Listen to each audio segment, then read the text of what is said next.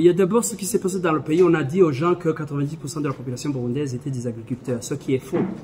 Parce qu'il y a une comparaison typique telle que si vous n'avez pas été à l'école, vous êtes agriculteur, ce qui est faux. Si on cherche à savoir les chiffres, il faut qu'on se pose des questions. Est-ce qu'il y a des enfants dans ce pays qui sont agriculteurs? Non, il n'y en a pas. C'est-à-dire que c'est la moitié de la population, presque. À moins de 20 ans, aucun enfant n'est agriculteur. C'est des gens qui s'occupent.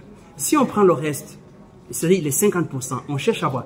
Les chiffres nous montrent qu'il n'y a que seulement environ 2 millions de personnes ou 2,5 millions de personnes qui s'activent dans l'agriculture. C'est qui? Ce sont ces femmes-là que vous voyez dans les champs partout où vous passez dans le pays. Voilà pourquoi je donne ce chiffre. C'est qui? Ce sont des mamans, ce sont des personnes qui sont dans des familles pauvres, qui ne sont même pas capables à cet instant de se procurer même des fois une roue. C'est pour ça que je dis, l'agriculture, ce n'est pas une affaire d'autorité qui crée son champ parce qu'il a de l'argent. C'est plutôt une conviction nationale où il faut investir de l'argent, que les gens comprennent qu'il faut qu'on investisse.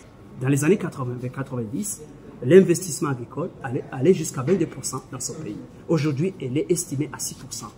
La question, ce n'est pas que beaucoup de gens cultivent, c'est que ceux qui cultivent aient des moyens pour le faire.